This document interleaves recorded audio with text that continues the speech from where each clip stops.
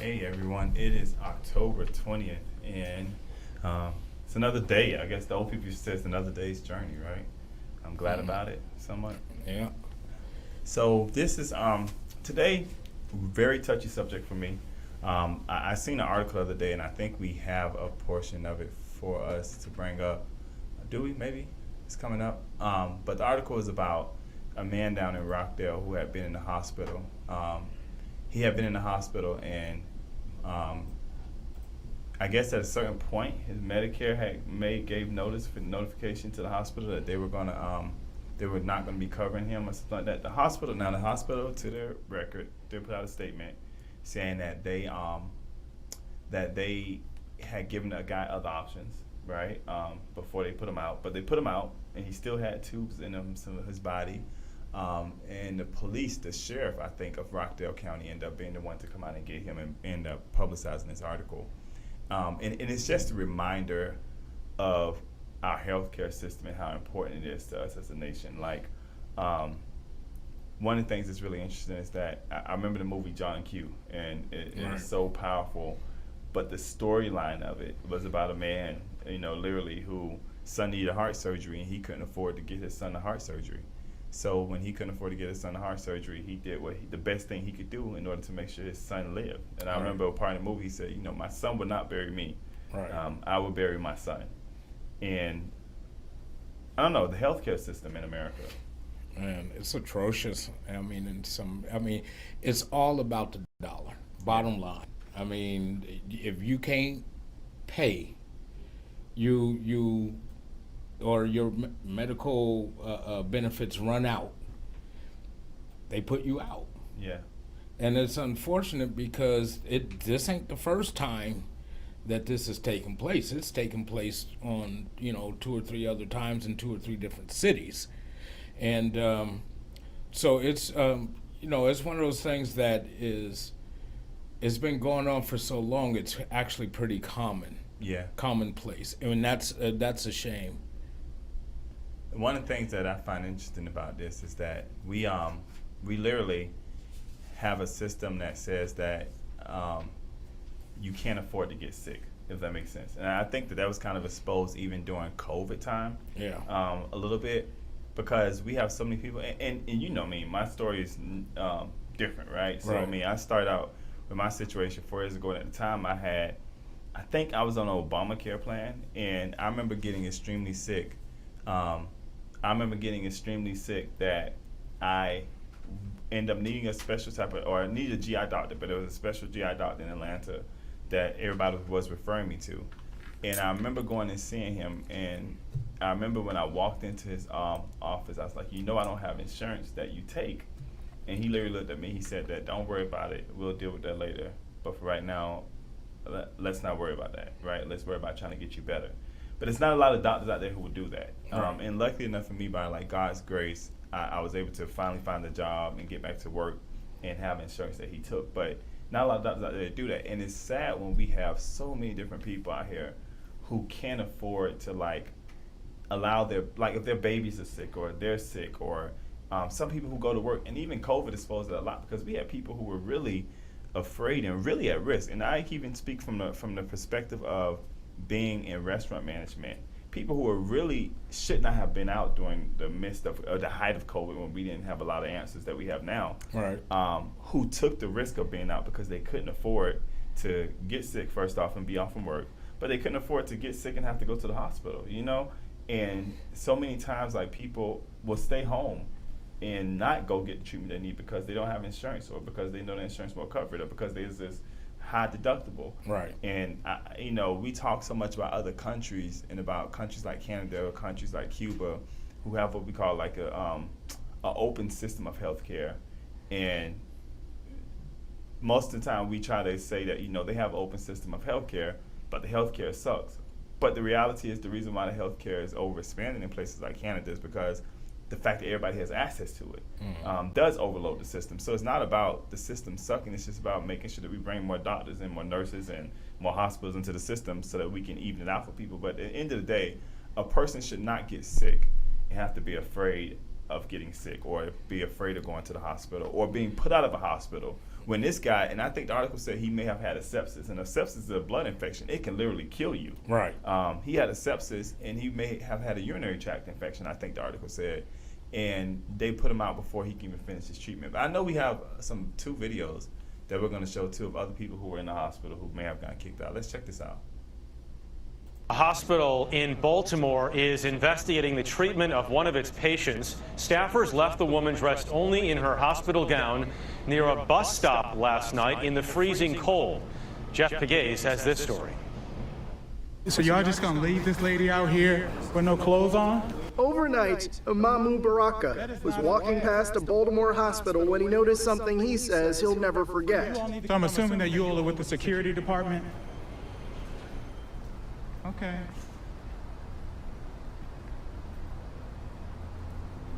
Is there a supervisor available? The hospital's security guards had just wheeled a patient to a bus stop, and in the freezing temperatures, they left her there. The only thing she had on was a hospital gown. It's about 30 degrees out here right now. Are you okay? Are you unable to speak?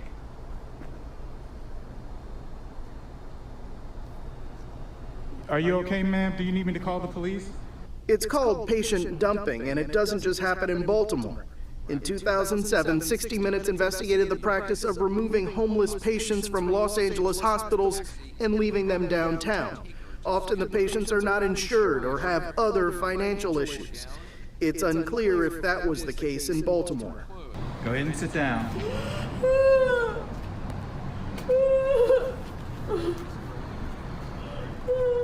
Okay, ma'am, go ahead and sit down. Thank you. And I'm going to call to get you some help. In a statement, the University of Maryland Medical Center said they share the shock and disappointment of many who have viewed the video. In the end, they say we clearly failed to fulfill our mission with this patient.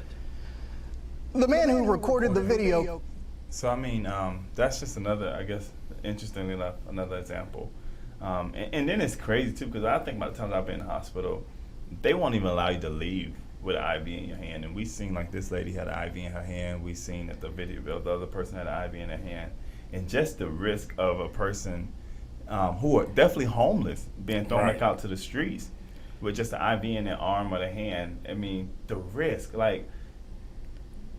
See, but if you're homeless, the assumption is that there's no one that they can contact or who's going to find you missing. Right. You know what I'm saying? So, you know, well, if they happen to die out on the street, you know, no one's going to miss them. They're just going to be a John or Jane Doe. And then who knows if that's one of the things that they're even, you know, caring about. If that even factors in that it's just one less person that they don't have to deal with. You know, but it's really sad, man, and it's actually pretty. I'm kind of getting a little enraged about that because it's just really doesn't make any sense, man. And I understand it's all about the dollar and everything, but you're talking about a human life, and what you're showing us is that the hospital doesn't care. Yeah, and the funny part is that as a citizen, we have to understand that if we don't take care of these people on the end of health care, we ultimately have to take care of them in some way, fashion, or form. And that's when we see hospitals who are overburdened and they've taken on so many cases, and then now we have to do bailouts for hospitals. Ultimately, we pay for it.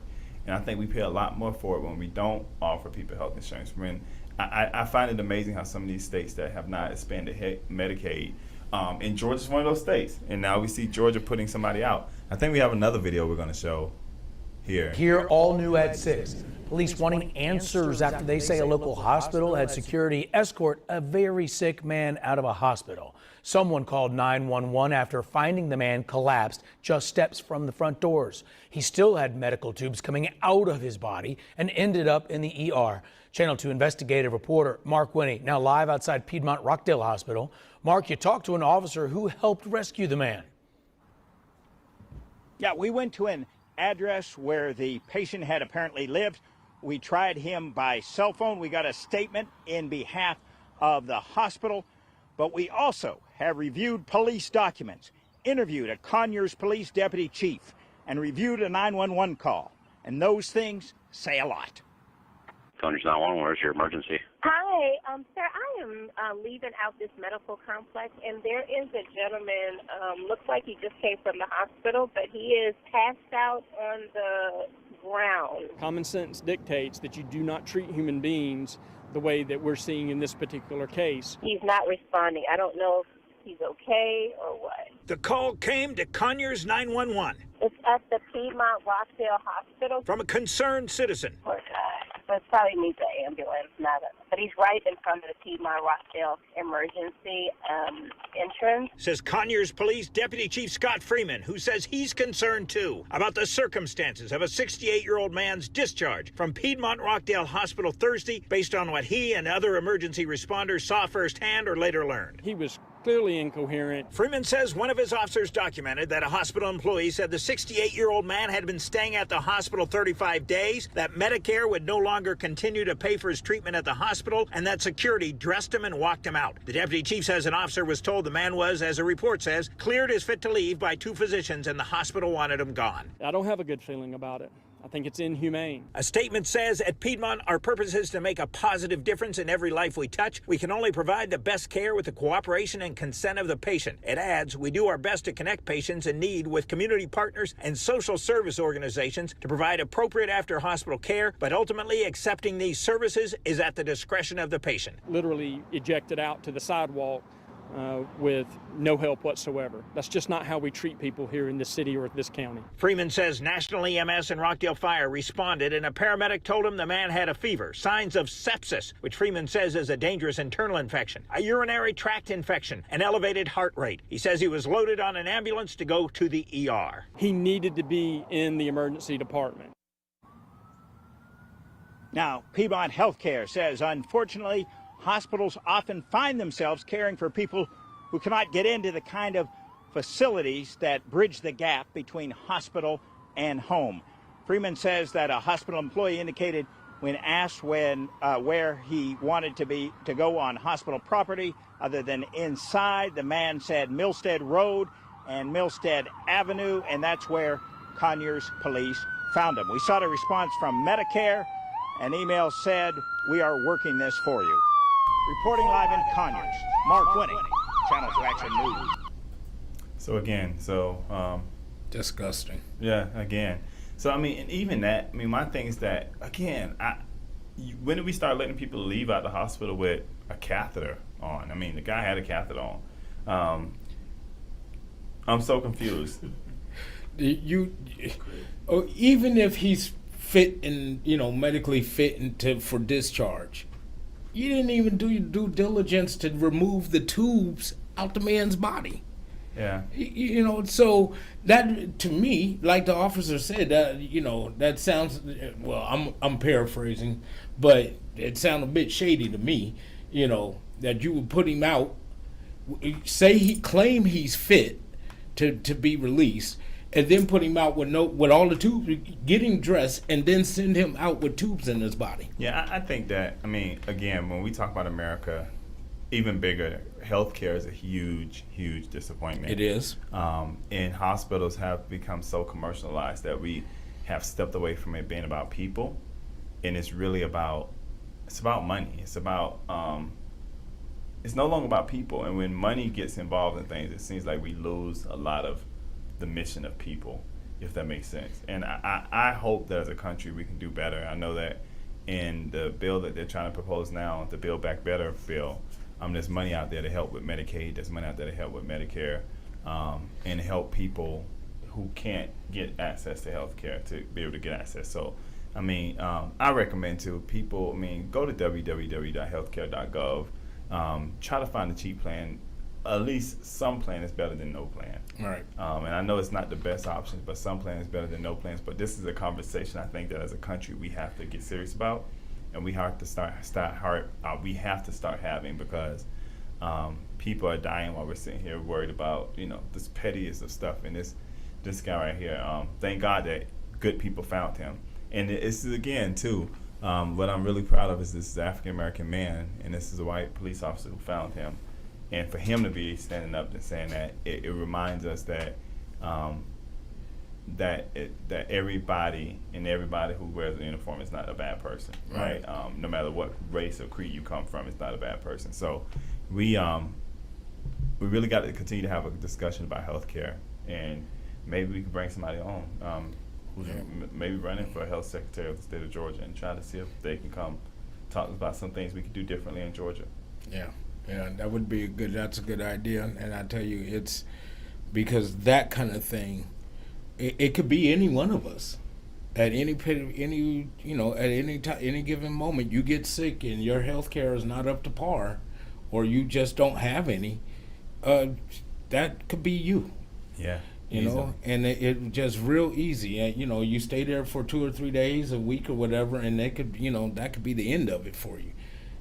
And now you're out on the street trying to figure it out. And like you may mention earlier, about the financial side of it and everything. A lot of people go without health care because they have to, it's so expensive. Yeah. Even the deductible, people are trying to make decisions, yeah. Pay the bills or eat, and or do I pay to get the kids medicine? Right. So these are some of the things that there are some programs that are out there, to help supplement the cost, but is it enough?